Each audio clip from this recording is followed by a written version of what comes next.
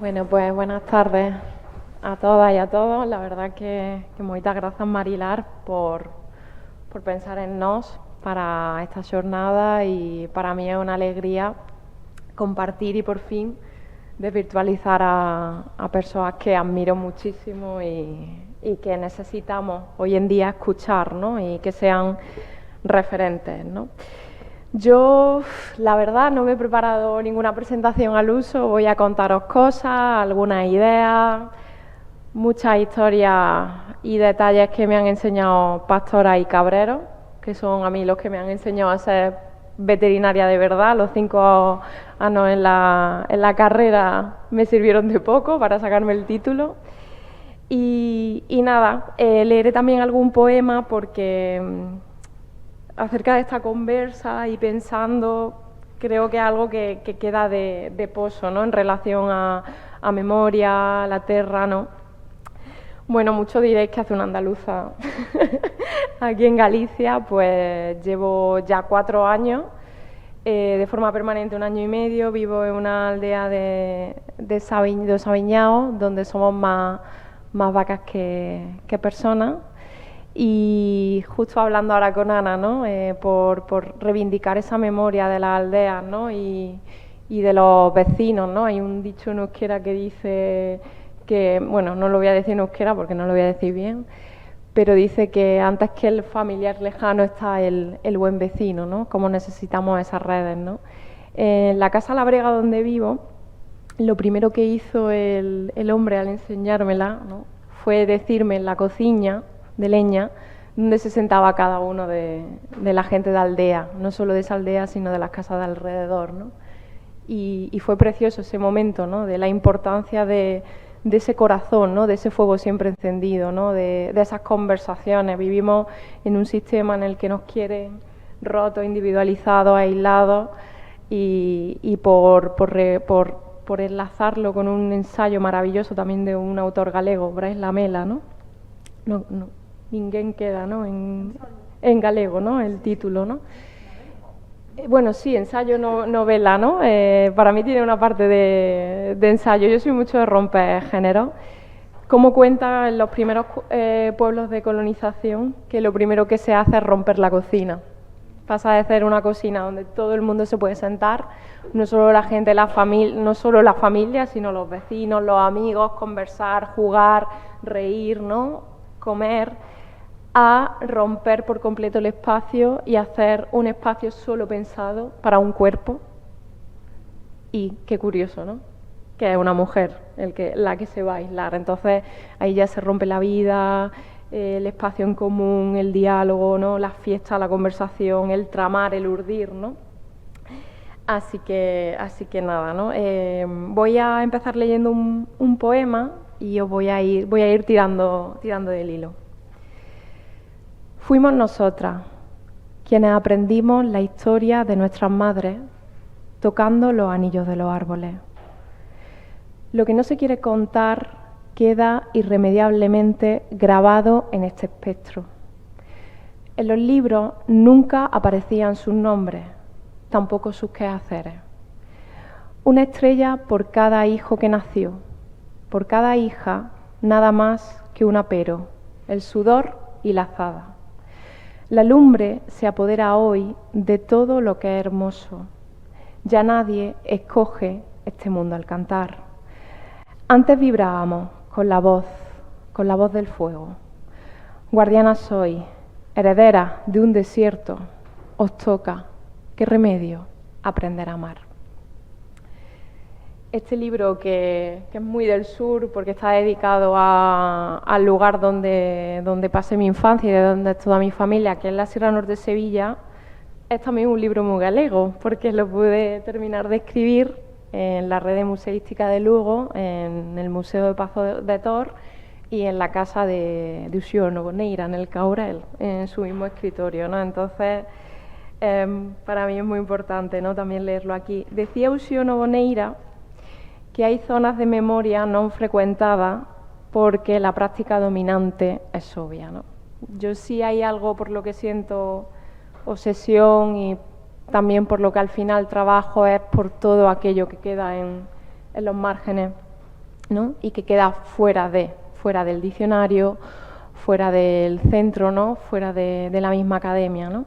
Preparando este libro, descubrí que la raíz etimológica de la palabra archivo del griego significa la casa del vencedor. Fijaros qué curioso, ¿no?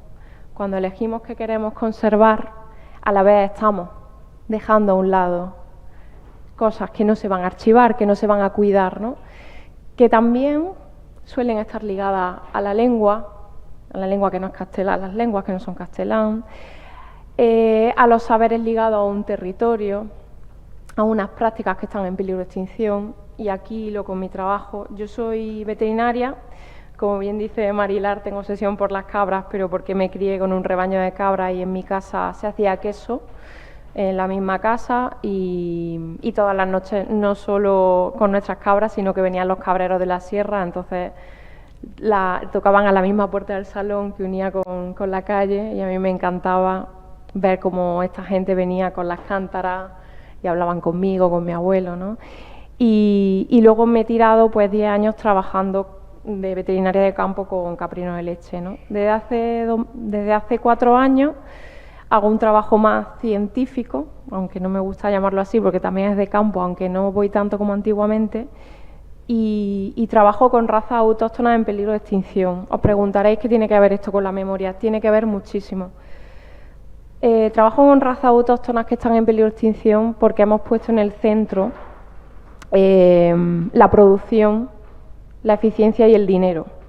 No hemos puesto en el centro la conservación de la biodiversidad, no hemos puesto en el centro la producción de alimentos sanos, no hemos puesto en el centro el cuidado del territorio, y vivimos, no nos podemos olvidar, ahora que hablamos de memoria, tanto que nos preguntamos hacia dónde queremos ir, de dónde venimos, ¿no? Vivimos en un planeta herido por la emergencia climática, ¿no? Entonces, lamentablemente, estos animales que están asociados a territorios muy concretos, la mayoría ligados a espacios naturales protegidos, como parques naturales y parques nacionales, ligados a denominaciones de origen protegida, ahora os voy a poner algún ejemplo, están en peligro de extinción, están en serio peligro de extinción. El 80% de las razas autóctonas que tenemos en el Estado español van a desaparecer. Y son animales que son justamente los que necesitamos en la emergencia climática, porque son los que mejor adaptados están al territorio, los que saben comer del campo y transformar, bueno, aquí está Ana, que luego nos contará aquella gandeira, transforman directamente los pastos en lugares donde nosotros no podemos cultivar y donde no podemos alimentarnos directamente de esos lugares, fijan población y son de verdad las mejores bomberas forestales, vamos, gratis, no cuestan dinero, ¿no? Al hilo de esto, nunca voy a olvidar una cosa que me dijo un cabrero de Rosal de la Frontera, que es el último el pueblo de Huelva antes de llegar a Portugal. Hace unos años empezaron a salir un montón de artículos científicos sobre las cabras, como las mejores bomberas forestales, el pastoreo, bueno, como hemos descubierto el mundo, ¿no? Y yo a este hombre, a Víctor, le comenté, bueno, Víctor, estarás súper contento, ¿no? Que por fin reivindicamos las cabras, el pastoreo, ¿no? Y me miró, ese hombre tenía ya 94 años y seguía cogiendo la carretilla. Su hijo me decía, no, yo no quiero que trabaje, pero no hay manera de quitarlo de las cabras, ¿no? Me miró y me dijo, ¿qué me vas a contar? Si es lo que llevo haciendo desde que tengo 5 años, ¿no? Nos olvidamos quiénes son los guardianas y los guardianas del paisaje y del territorio, ¿no? Entre varias de las razas con las que trabajo, tengo la suerte, y para mí es una suerte, de trabajar con una raza que es la cabra palmera en la isla de La Palma, que esa cabra desciende de la cabra que tenían los venahoritas. O sea, una cabra que ya estaba en la isla antes de que llegaran los españoles. Y es una cabra que está súper ligada al territorio, a la cumbre. El queso palmero, ese queso tan famoso que seguro que habéis, si no habéis comido, conocéis, se elabora con la leche de estas cabras, ¿no? Fijaros si era importante esta cabra ligada al territorio, que un venahorita, cuando se iba a morir, se ponía su capa de piel de cabra y se iba a una cueva en la cumbre a morirse solo, ¿no? Y los venahoritas bebían leche de cabra a través de las raíces, ¿no? En la isla de La Palma, hablando con cabreros y pastores, antes estaban en la cumbre, ahora ya no se puede porque han puesto un observatorio y se expulsa a la gente que mantenía el territorio.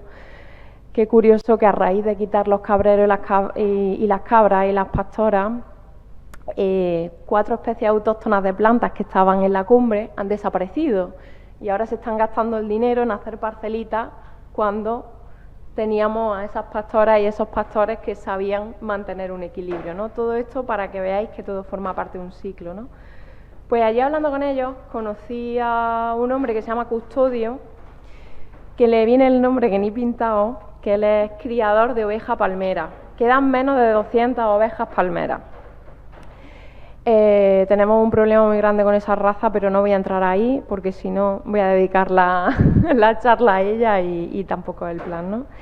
Y hablando de la memoria, del paisaje, del territorio, de la conservación, Custodio me dijo una cosa preciosa que tiene mucho que ver con el título que hemos elegido, Marila y yo, para mi intervención. Me contaba que cuando hay un incendio en la isla de La Palma, los bomberos van a él a preguntarle por dónde sopla el viento, por las veredas, las trochas, los puntos de agua. Y me dice Custodio, ¿qué va a pasar con la memoria del paisaje cuando yo me muera? Porque mi hija ya no es que se vayan a dedicar al campo, simplemente ya no pueden vivir en Canarias, ya sabéis el problema que tiene Canarias tan brutal con el turismo, ¿no? Entonces, ¿quién va a transmitir este conocimiento que no está escrito en libros, que no aparece en manuales, que no aparece en mapas, ¿no? Yo, por ejemplo, en Fuego la Sed, en este último libro, hablo de lugares que en mi casa tienen nombre, en mi pueblo, en toda la sierra los conocemos. Esos nombres no van a aparecer, no aparecen, ojalá, no aparecen en Google Maps, no aparecen en los mapas oficiales del Estado.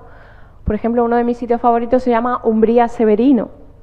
Se llama Umbría Severino porque hace 100 años vivía un campesino arranchado, como se dice en mi pueblo, con su chozo, con su huerta que segaba, se dejaban las manos quitando piedras para cultivar centeno. Y eso ha ido pasando en generación, y yo sé exactamente dónde tenía Severino el chozo, que cultivaba, que de algún peral que se ha vuelto salvaje y que sigue floreciendo y dando frutos a pesar de que nadie lo cuida, ¿no? Entonces creo que es muy importante pensar en todo eso que queda fuera de, ¿no? Cuando yo llegué aquí os contaba lo de la cocina, pero también otra de las cosas que hizo este paisano al enseñarme su casa fue enseñarme todos los frutales que me dejaba, ¿no? Pienso en esas buenas sombras que necesitamos para el mañana, ¿no? No sé quién plantó esos frutales, posiblemente serían sus abuelos, ¿no? Pero me dan comida y buena sombra, ¿no? Y creo que debemos de pensar en qué queremos, ¿no? Qué tipo de antepasadas y antepasados queremos ser para el día de mañana, ¿no? Porque hay una nostalgia, ¿no? Aquí hablando de la memoria, del pasado, que a mí esto cada vez me da más terror, y uso esa palabra, terror. Hay una nostalgia que se está propagando entre nosotros cada vez como una infección y que a mí me produce muchísimo pavor. Y aparte que viene de gente de mi edad, de chicas, sobre todo mujeres de mi edad, ¿no? En las que, bueno, romantizan la vida de nuestras madres y de nuestras abuelas, ¿no? Nuestras abuelas y nuestras madres vivían mejor que nosotras. No sé a qué se dedicaron sus abuelas, a lo mejor pues serían marquesas, condesas, no lo sé. Yo sí sé a qué se dedicaron las mujeres de mi familia. Mi abuela Carmen, la gordita, falleció hace un mes, así que la tengo muy presente conmigo. Fue solo 2 días a la escuela de analfabetos, 2 días. Es una de esas tantas mujeres que nunca firmó con su nombre, firmaba con el dedo. Su marido, mi abuelo José, se fue a Suiza a trabajar en la obra, en la construcción, y mandaba postales que le escribía a otro español que conoció allí, y que otra vecina, vuelvo a esas redes, le leía a mi abuela, ¿no? cuando llegaban.